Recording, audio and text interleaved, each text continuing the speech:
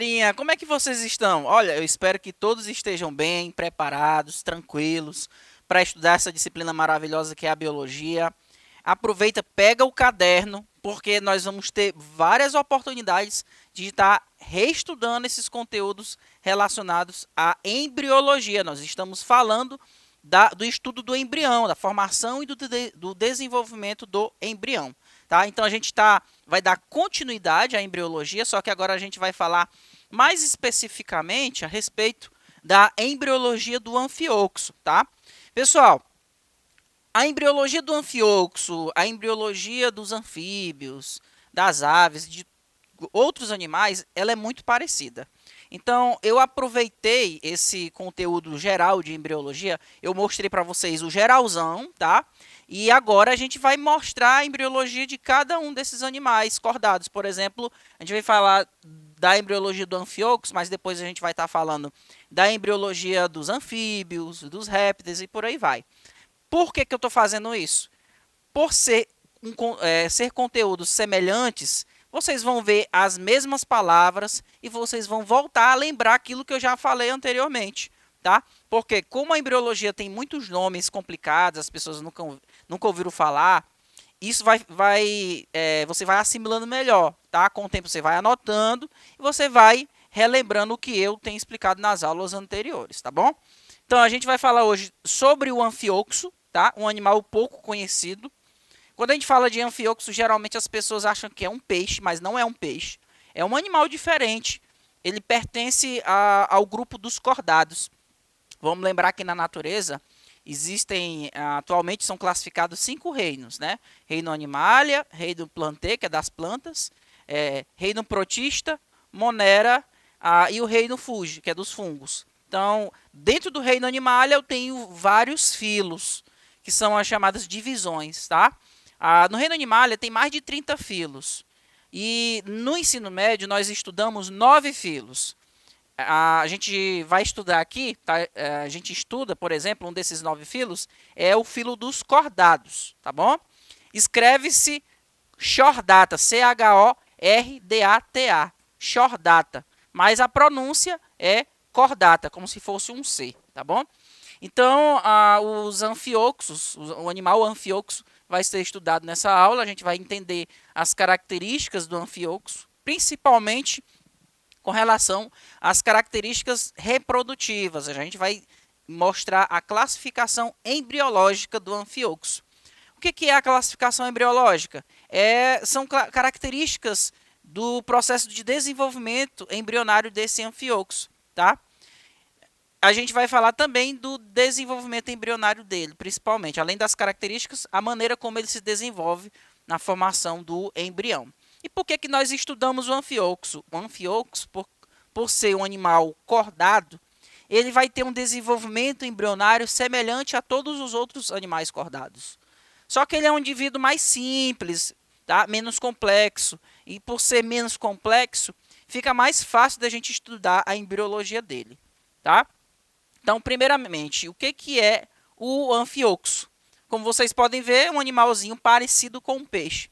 Ele não tem uma cabeça bem desenvolvida, na verdade ele vai ter as extremidades afiladas e um corpo semelhante ao formato de um peixe, né? Um formato hidrodinâmico. O anfioxo ele pertence a esse gênero aqui, Amphioxus, tá? Um animal marinho que vive semi-enterrado em praias de areia grossa na faixa banhada pela maré. Ou seja, esse indivíduo ele não se movimenta tão ativamente, ele fica preso, fica um pouquinho enterrado, tá? Ele é muito presente no sul da China, onde é utilizado como alimento. Por isso que nós não conhecemos tanto aqui, porque ele é mais típico dessa região. E do termo grego, amphi, significa duas. Duas o quê? Duas pontas, duas caudas, significando que o formato do corpo desse indivíduo é como se ele tivesse duas caudas dos dois lados, por ter as duas extremidades um pouco afiladas, tá? O desenvolvimento embrionário desse animal é muito simples e é muito utilizado como exemplo didático em biologia. Porque a gente vai perceber que ele tem muitas características típicas a todos os cordados, tá? Quais são essas características, né? A gente vai falar de características que levam em consideração a reprodução e de características que levam em consideração também a maneira como o embrião se desenvolve. Primeira característica é que os anfíoxos, eles são dioicos. O que significa dioico? Quer dizer que vai ter o indivíduo que é masculino, tá? E o indivíduo feminino. Ou seja, eu tenho esse termo di significa dois. E oikos vem de casa, duas casas. Eu tenho o indivíduo da casa do sexo masculino e o indivíduo da casa do sexo feminino. Ou seja, animal de sexos separados. Diferente do que acontece com aqueles animais cujo indivíduo, um mesmo indivíduo tem os dois sexos. Nesse caso, o indivíduo que tem os dois sexos em um corpo só, a gente diz que ele é hermafrodita. Hermafrodita, em biologia, é sinônimo de monóico. Mono quer dizer um, ou seja, no corpo do mesmo indivíduo eu tenho os dois sexos. Aqui não. O anfíoxo ele vai ser dioico. Eu tenho indivíduos de sexos separados, tá? A outra característica que a gente leva em consideração também, com relação à reprodução, é a fecundação, ela acontece de modo externo. Fecundação externa. Esses indivíduos não possuem órgãos copulatórios. O que é o órgão copulatório? É um órgão que vai ser inserido no corpo do outro. Por exemplo, você sabe que a nossa espécie, os indivíduos do sexo masculino, têm um pênis. O pênis é o órgão copulatório, que serve para que ele possa liberar os gametas masculinos dentro do corpo do indivíduo feminino, tá? Por exemplo, nos tubarões, existe uma nadadeira modificada chamada de clasper, C-L-A-S-P-E-R, clasper. É uma nadadeira que é semelhante ao pênis, tá? Então, ela também é um órgão copulatório. Ela serve para ser inserido dentro do corpo da fêmea no momento da reprodução e assim ele possa injetar dentro do corpo da fêmea os gametas. Aqui não. Aqui eu não tenho órgão copulatório, então o indivíduo ele vai liberar na água os seus gametas e fora do corpo desses animais, esses espermatozoides vão fecundar os óvulos. Então é uma fecundação externa, tá certo? Agora, essas duas últimas características aqui, com relação ao anfíoxo, ela tem a ver muito com o tipo de desenvolvimento embrionário. O ovo desses animais é o ovo do tipo oligolécito. Ovo oligolécito. O que significa isso aqui, pessoal? Nós tivemos uma primeira aula de embriologia e eu falei para vocês sobre os tipos de ovos, tá? Eu falei do ovo heterolécito, falei do ovo isolécito, tá? Do ovo alécito e do ovo telolécito, tá certo? Esses tipos de ovos, essa classificação ela é dada de acordo com a quantidade de substância nutritiva que eu encontro dentro dos ovos. Essa substância nutritiva nós chamamos de vitelo, tá? Substância nutritiva, vitelo. Quando o ovo tem muito vitelo, ele é do tipo telolécito, tá? Porque tem muito vitelo acumulado na determinada área. No caso do ovo do anfíoxo, ele é do tipo oligolécito. O que isso quer dizer? Oligo quer dizer pouco. Pouco o que, professor? Pouco vitelo. Ou seja, ele tem pouco vitelo, então ele é oligolécito. Essa palavra também, em biologia, ela pode ser chamada, tá, de ovo alécito. Ou seja, esse A é negação, ou seja, sem vitelo. Então, ovo alécito é a mesma coisa que ovo oligolécito, tá? Pela baixa quantidade de substância nutritiva que existe dentro do ovo, que é o vitelo, tá certo? E na aula de embriologia, nas primeiras aulas de embriologia que eu falei para vocês, eu expliquei que dependendo da quantidade de vitelo, eu vou ter um tipo de segmentação diferente. Quanto mais vitelo numa determinada área, menos o ovo ele vai se dividir naquela região. Quanto menos vitelo numa determinada área, mais vai acontecer divisões celulares. Então, quando eu tenho como eu tenho um ovo com pouco vitelo, então todo o ovo ele vai se dividir, tá? Que aí a gente chama de segmentação holoblástica igual, ou seja, esse termo holo quer dizer todo. Toda a extensão do embrião se divide, então é segmentação holoblástica. E por que é igual? Porque o tamanho das células que se formam tem o mesmo tamanho. Então, segmentação holoblástica igual. Que agora a gente vai entender melhor isso, tá? Bem, essa é a divisão do corpo de um anfíoxo. A gente pode ver um corte mostrando as estruturas internas do anfíoxo. Ele apresenta todas as características típicas dos cordados. Quais são as características típicas dos cordados? Primeira característica delas são essas fendas, né? Esses buraquinhos que vocês podem ver aqui. São as fendas faríngeas, tá? Por onde ele vai, a água ela vai entrar e vai passar por essas fendas e ele vai conseguir absorver o oxigênio da água, tá? Para ele respirar. Além do mais, ele vai ter, pessoal, o cordão nervoso, ou tubo nervoso dorsal. Tá vendo esse cordãozinho azul aqui? Então, aqui é o tubo nervoso, tá? Abaixo do tubo nervoso, que você está vendo em azul, você vai perceber também a presença da notocorda. Notocorda é um bastão fibroso, tá? Que é típico de todos os cordados.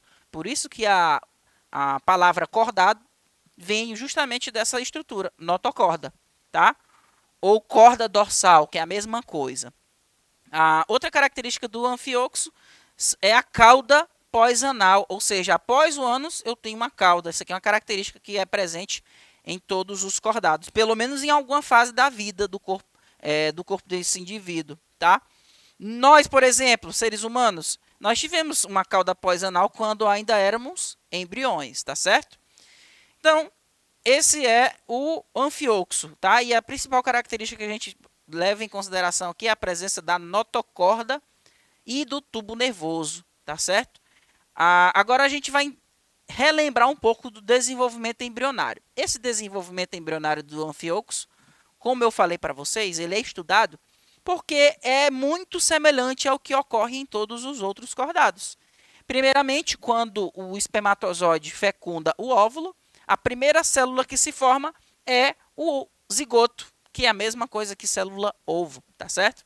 E no caso do zigoto do anfíoxo, é um zigoto com pouco vitelo, tá? Pouca substância nutritiva ali dentro desse ovo.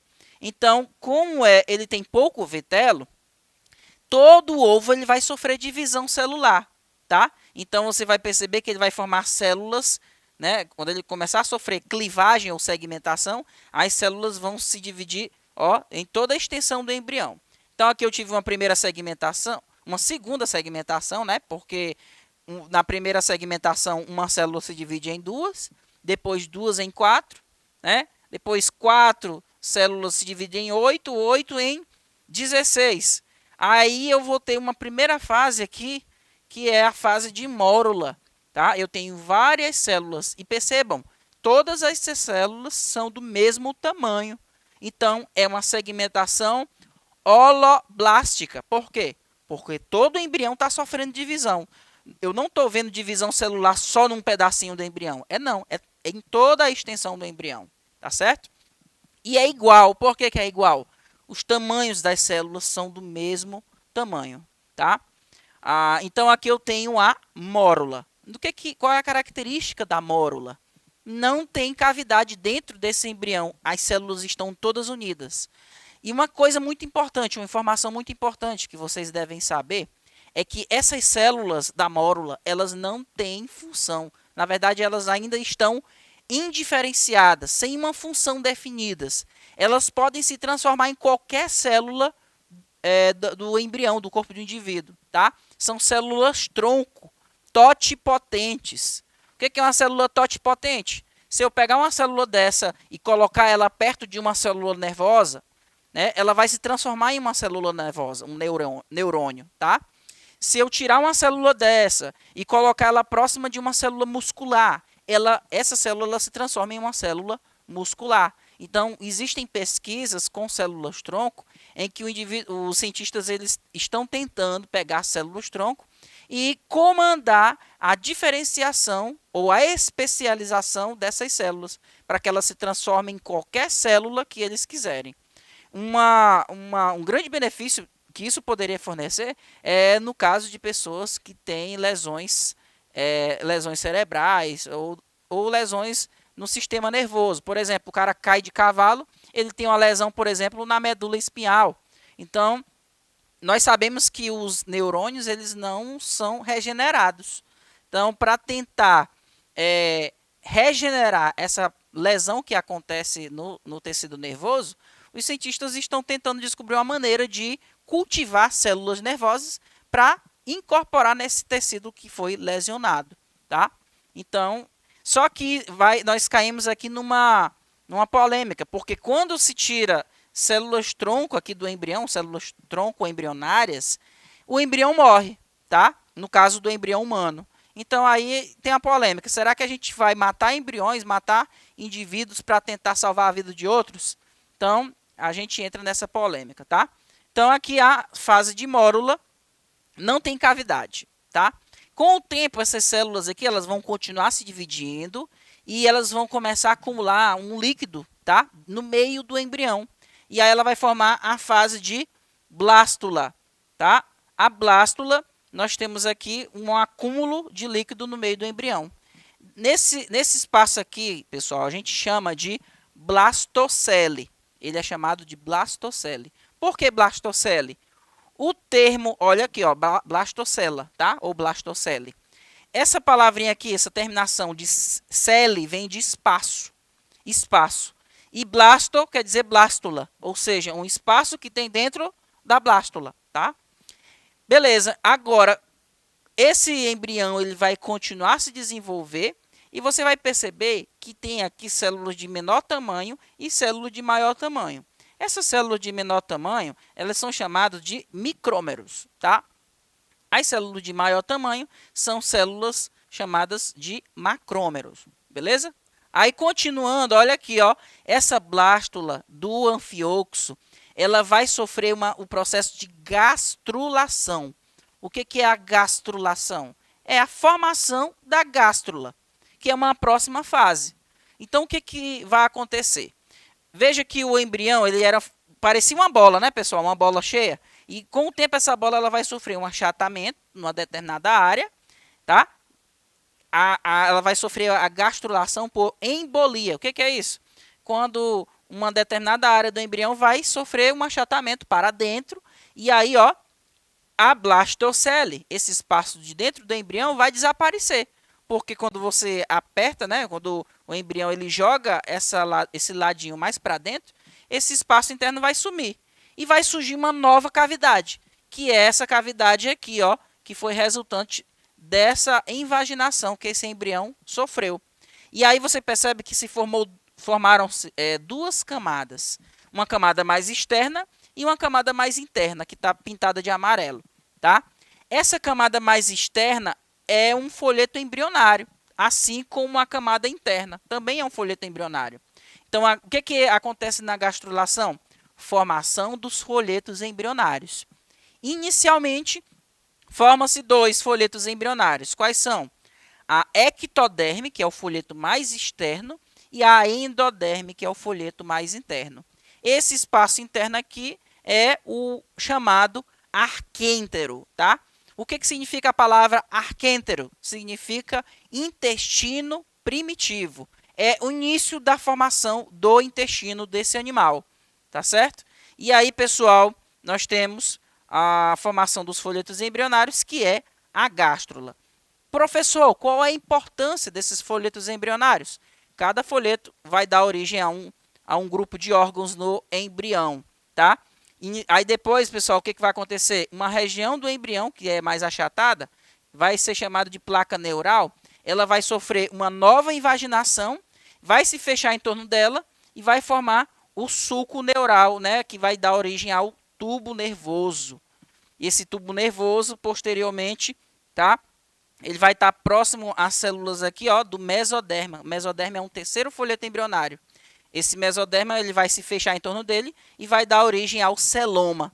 O celoma é uma cavidade do embrião que vai dar origem a outras cavidades no corpo do animal.